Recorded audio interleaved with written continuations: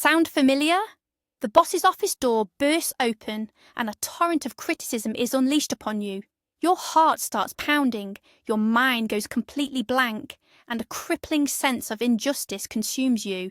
But what if I told you there's a way not just to survive that confrontation, but to emerge victorious while maintaining total composure?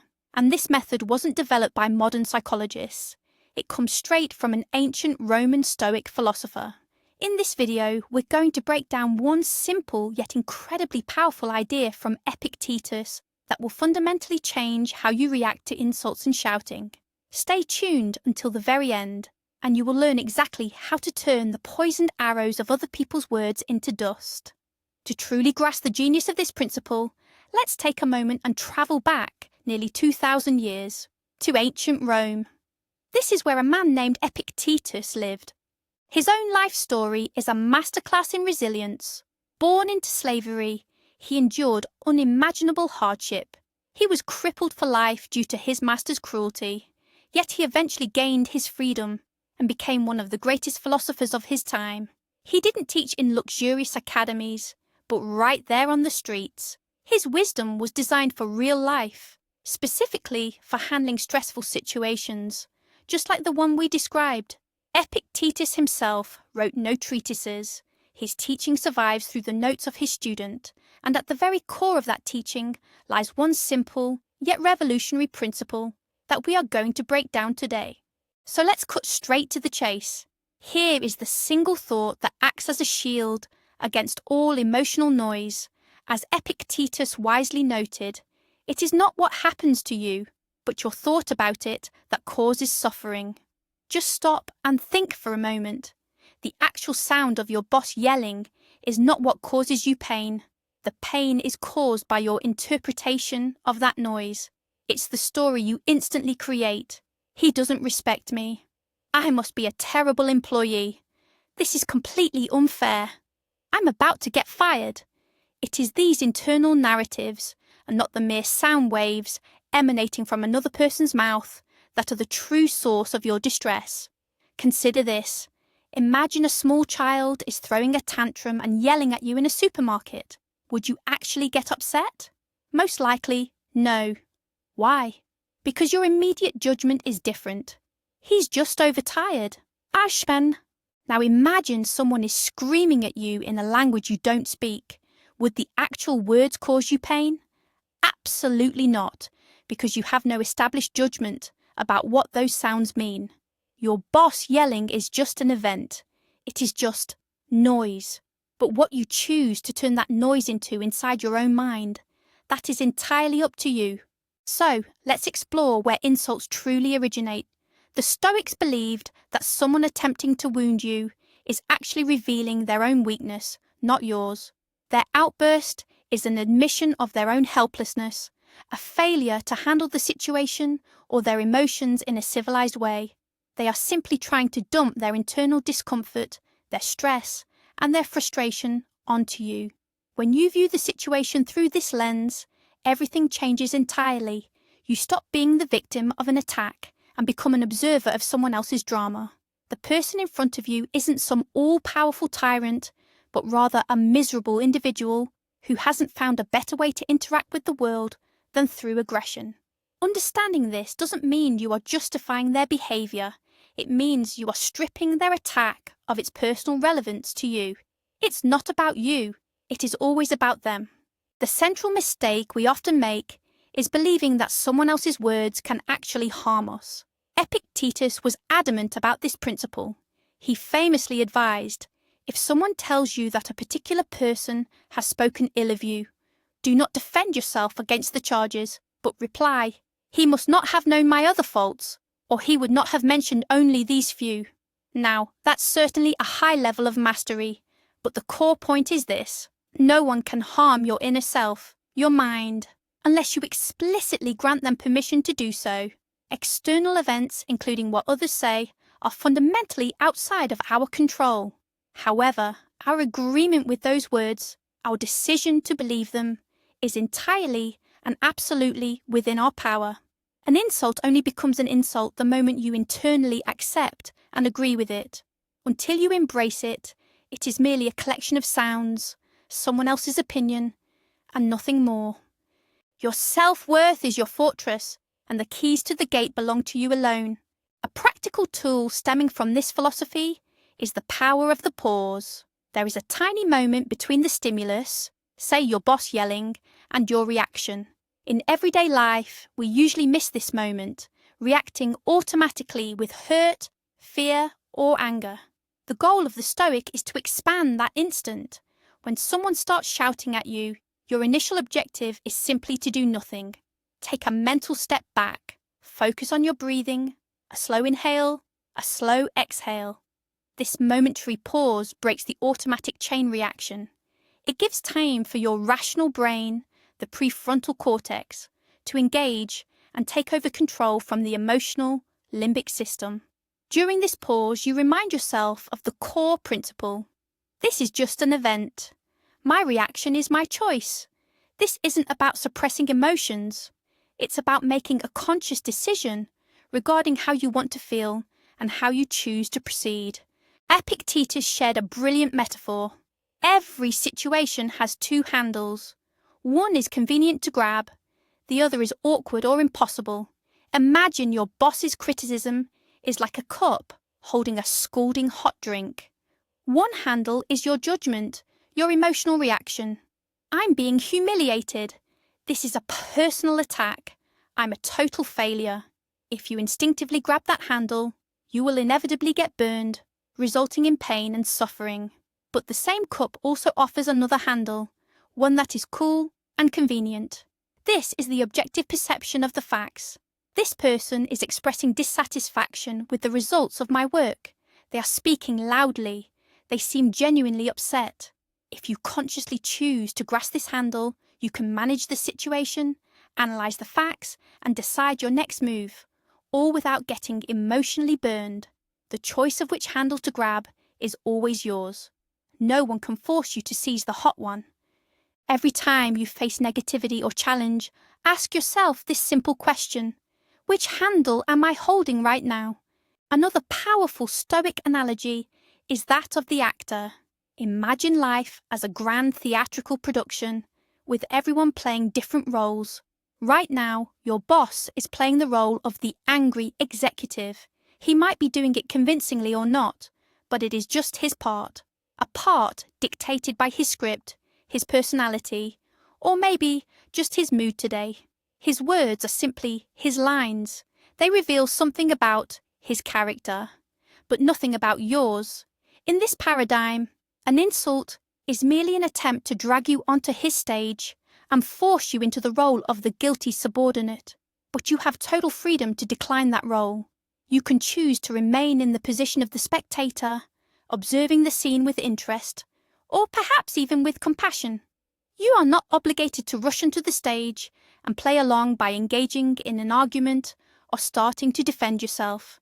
By maintaining the position of the observer, you retain control over yourself and the entire situation.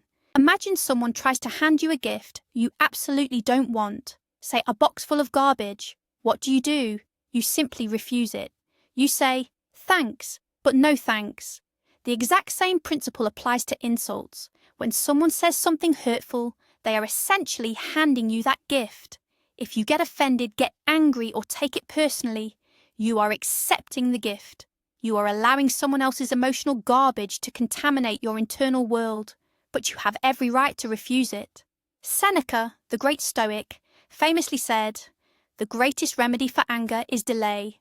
When that questionable package is offered to you, just don't rush to take it. Pause.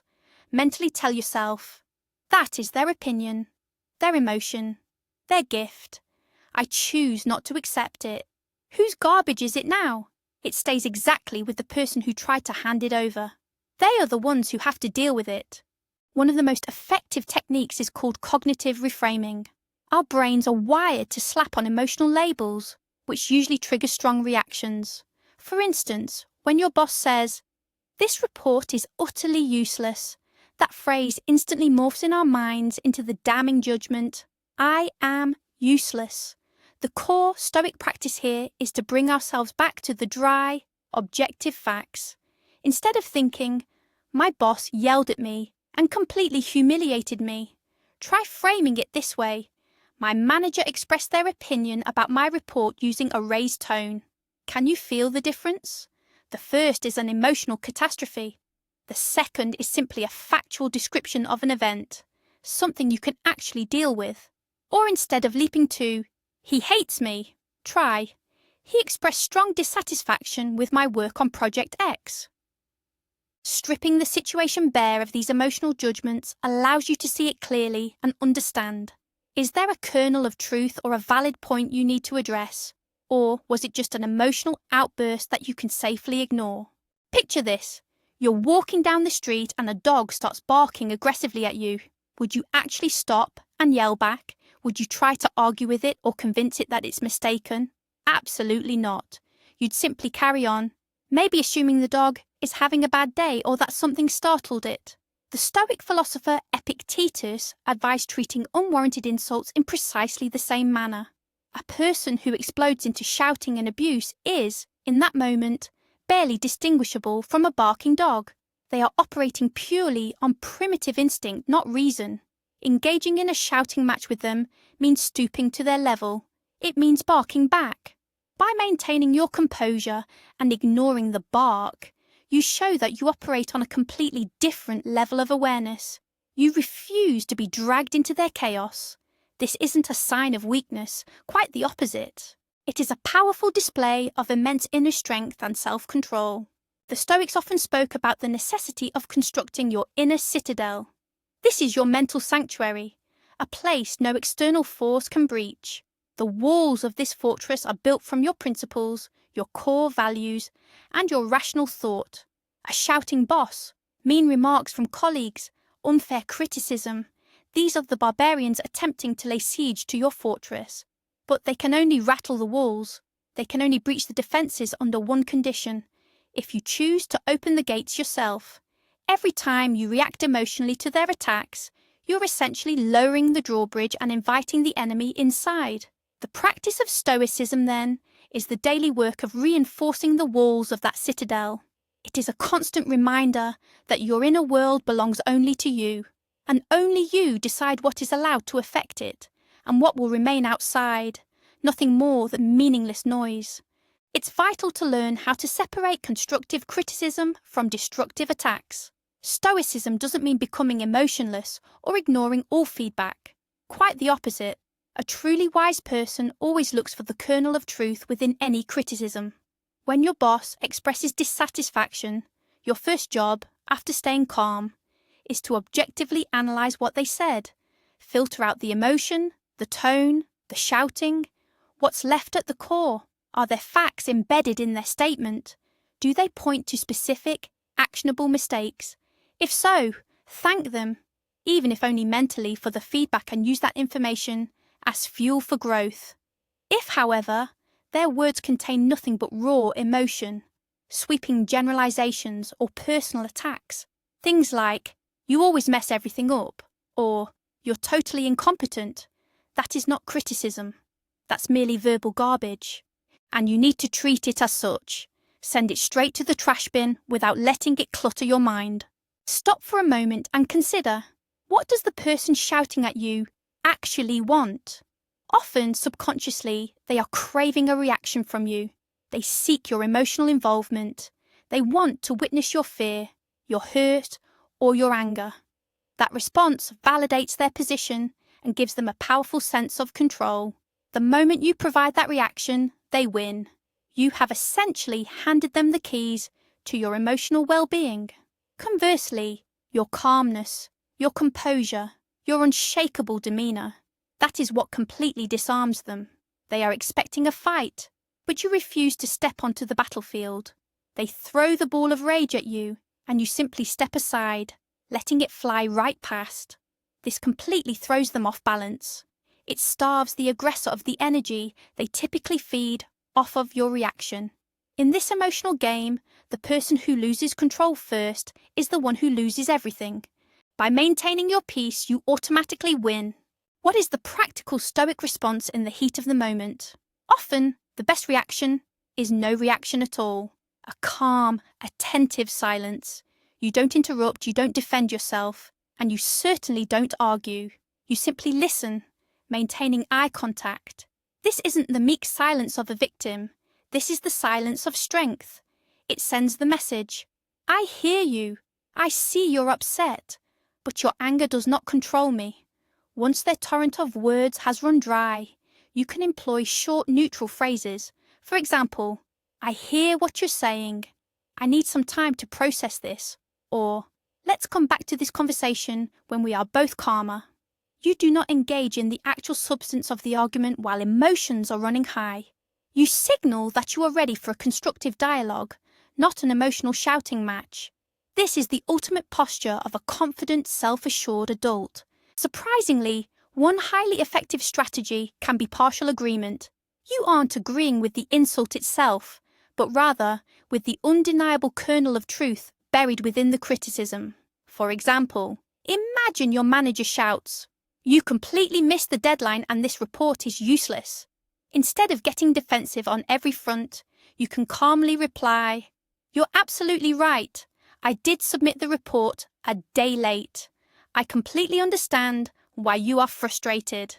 This instantly diffuses the situation. You essentially pull the rug out from under the aggressor. They were completely geared up for a fight, and instead, you agree with them. This doesn't mean you are admitting complete incompetence or weakness. You are simply acknowledging a specific, verifiable fact. Following this acknowledgement, you can immediately pivot the conversation to a constructive direction. Let's discuss how we can correct the situation right now and ensure this doesn't happen again. By doing this, you demonstrate that you are focused on finding a solution, not on engaging in personal conflict.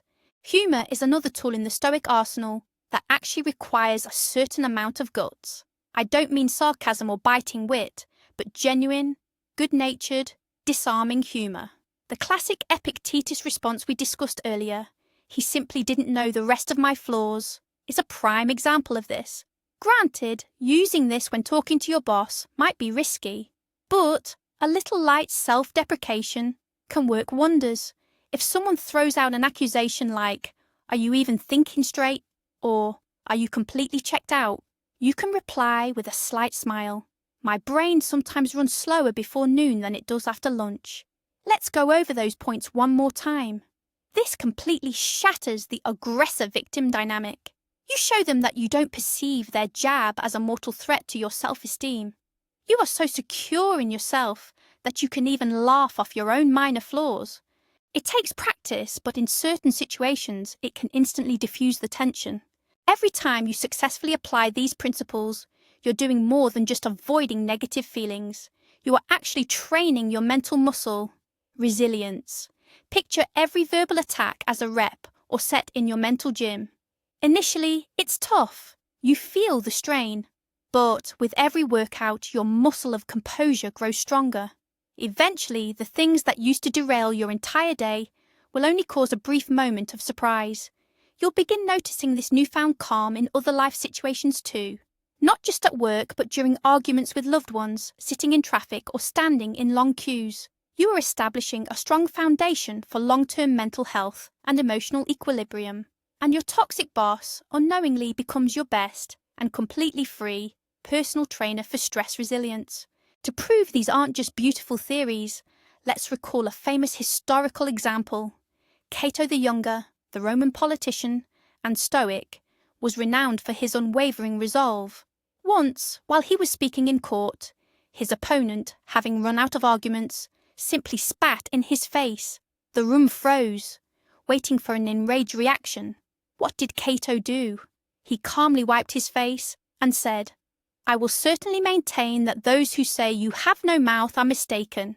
However, you use it for the wrong purpose." He didn't respond to aggression with aggression. He didn't consider himself disgraced or humiliated. He simply stated a fact and humorously pointed out his opponent's shameful conduct. Cato demonstrated that his dignity resided within him, and no external action, even the most repulsive, could stain it. This is a powerful illustration of how Stoic philosophy functions in a real, extreme situation. It's crucial to remember that mastering this skill is a marathon, not a sprint. Don't expect to become instantly immune to criticism just because you watch this video. There will be days when you slip up and react the old way. That is totally normal. Do not beat yourself up over it. Every slip-up isn't a failure. It's an opportunity for analysis. Ask yourself, what exactly triggered me? What judgment or comment caused this specific reaction? Epictetus famously said that philosophy is a craft that must be practiced daily. Just as a carpenter works with wood every single day, we too must work daily on managing our thoughts and judgments. Be patient with yourself. Acknowledge and praise every small victory, every time you manage to maintain your composure even for 1 second longer than you normally would. Progress is the only thing that matters. Applying Stoic principles won't just save your sanity, it will fundamentally transform your professional image. Who commands the most respect in an office? Is it the person who reacts to criticism by getting defensive, panicking, or snapping back? Or is it the one who maintains ice-cold composure, listens carefully, asks clarifying questions, and focuses entirely on the solution? The answer is obvious. Your unflappability will be instantly recognized as a sign of confidence, competence, and maturity. People will begin to see you as a leader, someone they can rely on when things get stressful. Even your volatile boss might start respecting you when they realize their emotional attacks are completely ineffective. You stop being an easy punching bag and become a rock upon which the waves of other people's anger crash harmlessly. Let's wrap up this main section with a quick, practical exercise that you can start applying immediately, as in tonight. We call it the evening review. Every evening before you go to sleep, take 5 minutes to mentally replay your day. Focus specifically on the situations that triggered a negative emotional reaction. Maybe it was your boss yelling at you, or perhaps a moment of rudeness encountered during your commute. For each situation, ask yourself these 3 questions. First, what actually happened? Describe this using only the objective, verifiable facts. Second, what specific judgment did I make about this event that caused me pain? For example, I decided that I'm not respected, or I assumed they were deliberately trying to frustrate me. Third, how could I reframe this event and view it differently through a Stoic lens? Ease. This simple exercise trains your brain to notice its automatic reactions, eventually replacing them with responses that are more measured, conscious, and wise. So let's recap. The key to that unshakable peace, which Epictetus taught us, is simple, but it is far from easy. It's not your boss yelling at you, a colleague's insult, or a nasty comment online that truly hurts us. We are wounded by our own judgment about it. It's the thought that this action was specifically meant to humiliate us. Once we realize this, we immediately disarm the offender and take away their most potent weapon. Now consider this. By embracing this philosophy, you aren't just learning how to tolerate discomfort, you gain true freedom. Freedom from other people's opinions, freedom from emotional manipulation, and freedom from the constant need to prove yourself to anyone. Your inner peace ceases to rely on the shifting moods of others, and that arguably is the greatest power you can possess, no matter your job or life circumstances. Thank you for watching this video until the end. If you found this idea useful, please hit the like button and subscribe to the channel so you don't miss new doses of practical wisdom.